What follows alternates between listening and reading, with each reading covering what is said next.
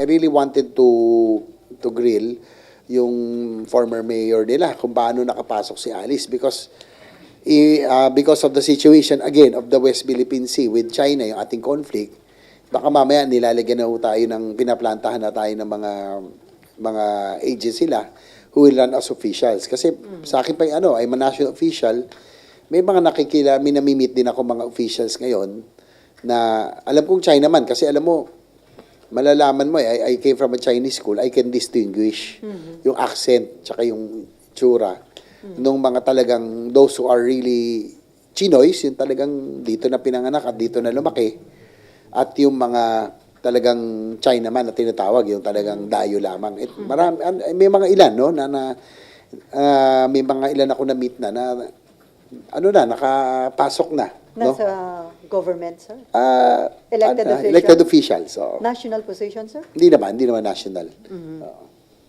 So, yun yung mga natin. Sana gusto ko bakit paano siya pinatakbo kung talagang yung mga documents niya talagang she's a Chinese citizen, why was she able to run? No? Yun yung gusto natin. In aid of legislation, that's what we have to look into so that to prevent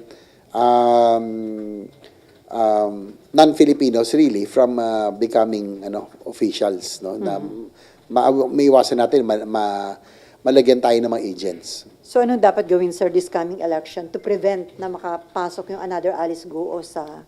Well, dapat siguro ang COMELEC from the start, no, dapat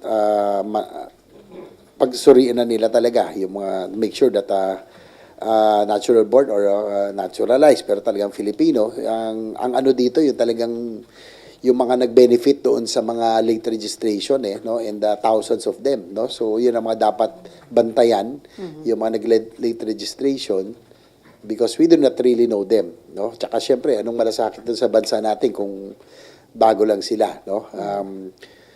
Well, yan tulad nila Tony Yang, kita natin yung mga accident no, talagang hindi yung Chinoy, no, talagang galing China yan. Nadi-distinguish natin kasi alam ko yun, I grew up with the Chinoys, no. Yun, we have to prevent again siguro